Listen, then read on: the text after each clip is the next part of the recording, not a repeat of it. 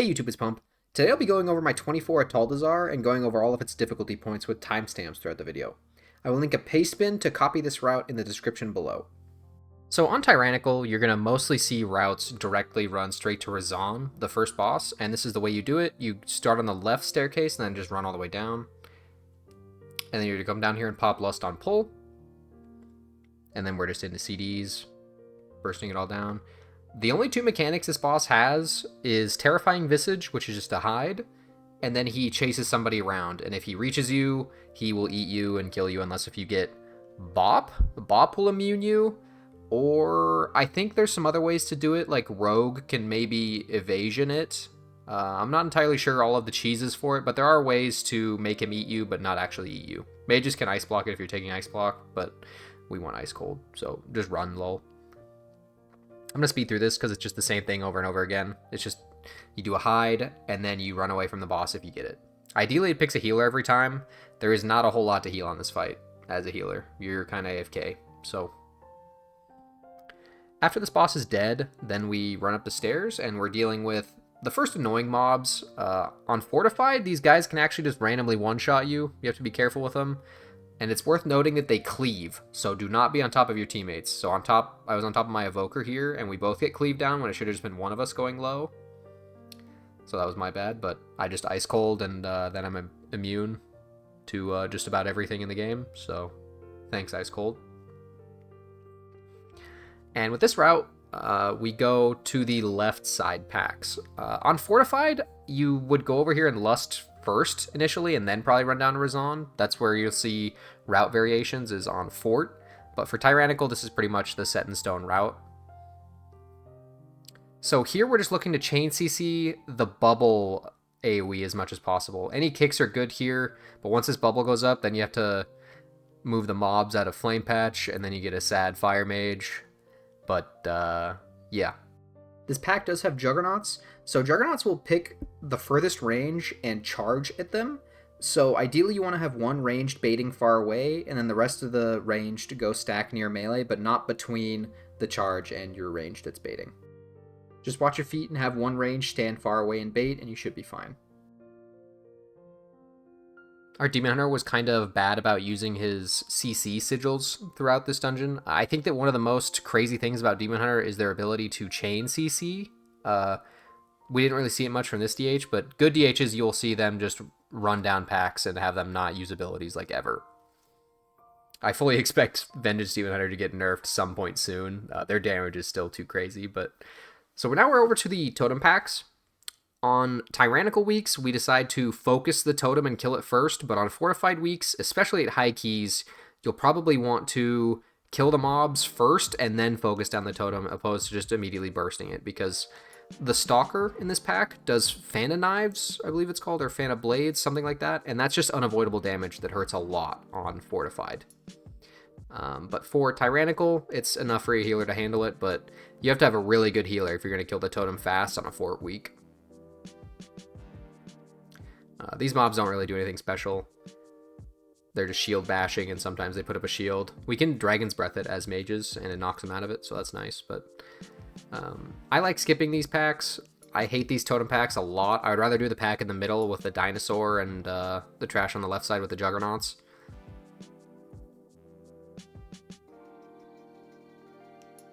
So same thing again. We're really looking to kick Venom Blast in these packs.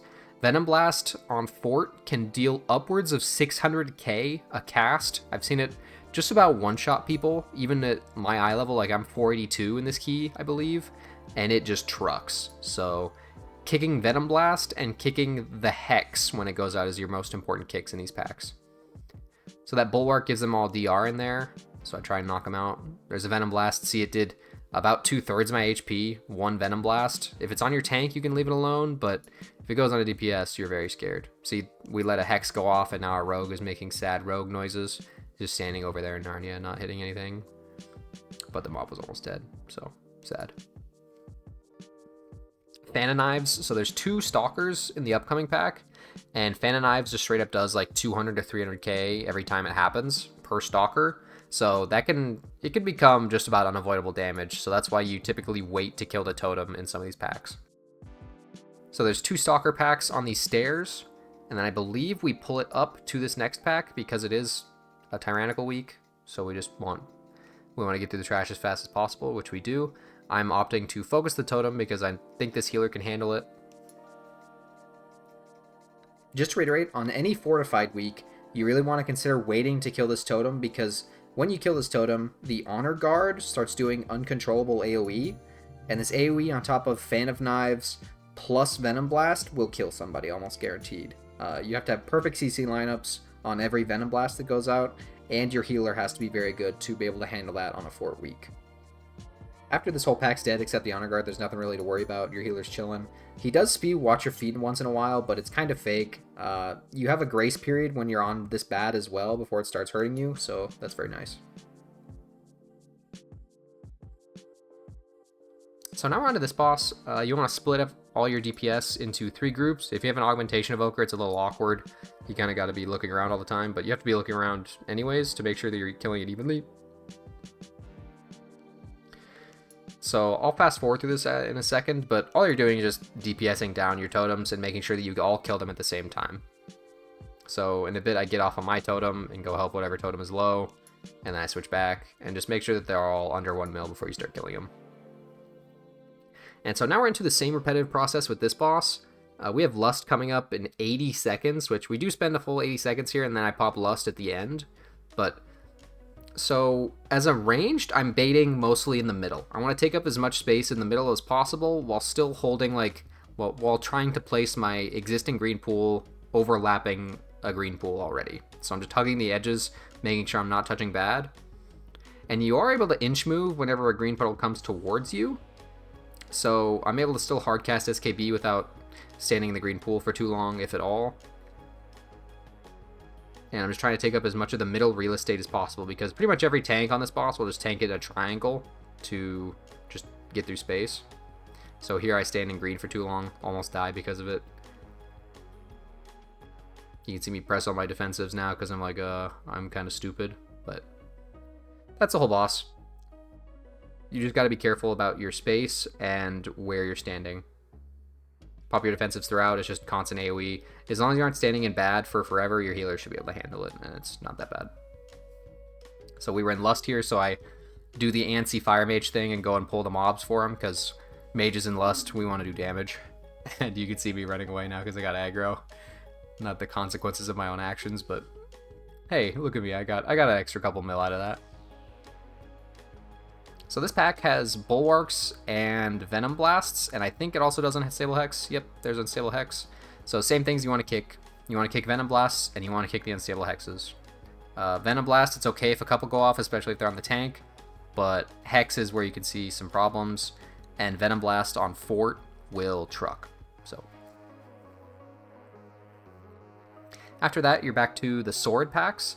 We already know how to deal with these. You just go in, do not be on top of a friend, and make sure you kick the Sky Screamer in these packs. You do not want to wipe to being feared from the Sky Screamer. Again, try and be as spread as possible and just pop defensives, especially if it's a fort week. You can just get randomly one-shot, especially if you're on top of a friend. You will see stray deaths in these in your pugs, most likely, if they aren't being careful.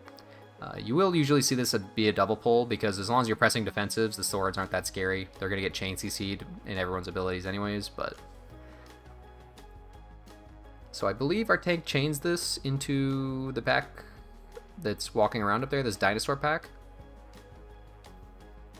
I was kind of poor about my Balorlos uses. I think I missed 1 or 2 uses throughout the dungeon because I was holding Balorlos. That's one thing I'm looking to improve with my own gameplay, is just using Balorlos on CD. I think I'm missing quite a bit of damage from it, but... Anyways, with this pack, there are some swords in it, so you just want to get through the swords as fast as possible to lower the overall damage output.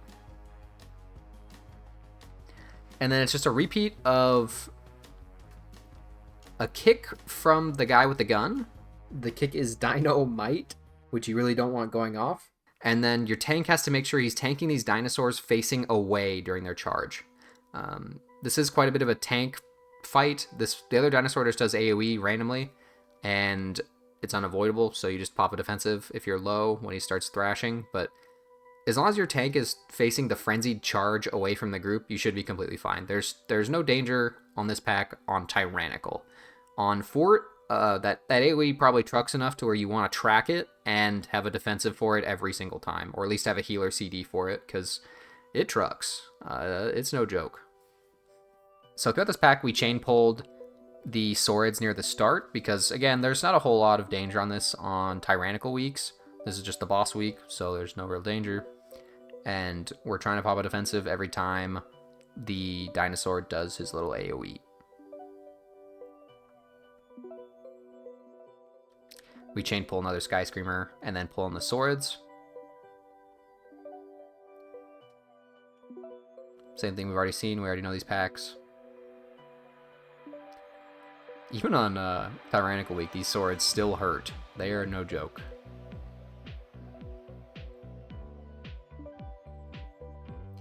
And then the trash up to this next boss is very chill, but I will show you what I do up at this staircase up here. So hopefully I combust this. If I don't, I feel like a bit of a goober. I missed a combust. I should have combusted right here because I wanted the top of the steps. Yeah, let's look at it. I don't combust here, which not a big deal, but I did miss a combust use because I want to not pop cooldowns on this pack at the bottom of the stairs, because you pretty much every group will pull really big at the top of these stairs when we get up there, and I'll show you what I mean. But I've learned to hold CDs here so that I can just completely own the pack above, because this is our timing for the mini lust with this route. As you can see, I get it up in 3 seconds. I get my personal lust, so I want to just full on blast the next pack. So I'm saving combust and don't quite have battle pot, but I'll still be owning up there. So we kill off this pack. Again, I didn't combust. Just let the rogue do rogue things. They don't really have CDs. Their CDs are fake now. Adrenaline Rush has like 80% uptime or something now, so healer dies to the flame trap. We all laugh. And now we're into a big pack. So here I am full prepping to just blast this pack. My Evoker is doing his initial stun CCs to just chain stun, so I don't have to worry about mechanics. We're all trying to do our CCs. Just let me do my full AoE rotation without worrying about mechanics. So the Juggernauts, in an ideal world, you're in communications with some ranged in your group, like in Discord or whatever, and you're trying to have one person bait far away. If every range is in melee and there's only one person standing far away, the Juggernaut will rush to that same person every time, and they can be ready for it. Juggernauts aren't that scary if you do it that way. It's when they cleave on a bunch of people that it becomes very scary, but if someone's baiting those Juggernauts far away and the rest of the range all have the same mindset that, oh, we need to be in melee, the Juggernauts aren't scary. So for this boss, you are big chillin'. I try and line up CDs for every Spirit of Gold because this fight kind of plays itself out. Your boss damage isn't really impactful because the boss kills itself through just doing the mechanics of the fight. So we kill every spirit except the last one, at what point we just CC it through stuff like Incap or Imprison, anything like that. So you want to have a defensive for every single transfusion. Transfusion hurts a lot on Tyrannical, so you need to have some lined up CDs for that. You need to have a defensive or health pod or something lined up for every transfusion. And then here, I save CDs for the Spirit. I have Combust with a little SKB go. We get my 18-second Combust. We just blast this ad. And then the fight doesn't really matter. So we fast forward through this. It's just the same thing over and over again. Touch Pool right as he's about to cast the Transfusion. And then we CC the last Spirit because we don't have to touch him. And then the boss kills itself. And now we are nearing the scariest part of the dungeon, which is literally the last thing you do. So let me prepare how I'm going to explain this. Okay, I made up a little drawing. So white lines is where you want your DPS and heals to be at all times if possible. And the red line is where you want your tank to be tanking it as much as possible. I believe this is a very big tank fight. If your tank is not moving enough, this will quickly become a very, very hard fight. In this clip, I believe my tank doesn't move enough, and I'll talk about it during. But essentially, you want to drop your first Soul Rend in the cubby in the back left, just to get yourself off to a good start for spiders. And then you're just walking along the white line each until you hit the next marker, which will be 2. I drop 2 in that corner, and then we go to 3, and then you repeat the process over and over again. but you're just watching spiders all the time, and if your tank isn't moving enough, or you aren't perfectly stacked, this quickly becomes a very hard fight. So let's jump into my footage. So this fight is deceptively easy. It is not easy at all, but it's deceptively easy, and they only have to worry about 2 mechanics. You have to worry about Racking Pain, which is a dot that just picks somebody random, and it hurts a lot per tick. So if you get Racking Pain, you want to have a defensive going. And then the second mechanic is Echoes. Echoes drops an illusion behind, and you have to kill it quickly. You cannot let it reach the boss, otherwise you'll wipe. So once these die, it leaves behind spiders, and you want to constantly be looking for the spiders throughout the fight.